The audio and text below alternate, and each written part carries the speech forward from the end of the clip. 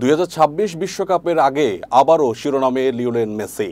Inter মায়ামিতে দারুণ ফর্মে থাকলেও ইউরোপে তার ফেরার গুঞ্জন জোরালো হয়েছে সাবেক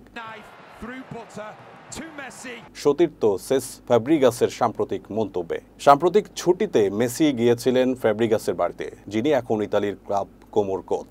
যদিও ফ্যাব্রিগাস বলেছেন এটি নিছক বন্ধুত্বপূর্ণ ভিজিট, কিন্তু একটি কথাই যেন আগুনে ঘি পড়েছে।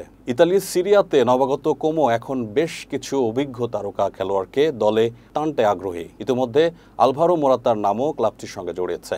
এবার মেসির নামটাও আসছে আলোচনায়। তবে এখনও পর্যন্ত ক্লাব বা মেসির পক্ষ থেকে কোনো আনুষ্ঠানিক মন্তব্য আসেনি। এদিকে মেসি প্রমাণ করেছেন তিনি এখনও বিশ্বমানের খেলোয়াড়। চলতি মেজর লিগ সকার মৌসুমে মাত্র 16 ম্যাচে করেছেন 15 গোল ও 6 অ্যাসিস্ট। তবু প্রশ্ন উঠছে, বিশ্বকাপের মতো প্রতিযোগিতার আগে আরও চ্যালেঞ্জিং এক লিগে ফেরা কি আরও ভালো প্রস্তুতি হতো না? কখনো কখনো কিংবদন্তিরাও ফিরে আসে শুধু গল্প শেষ করতে নয়, ইতিহাস লিখতে।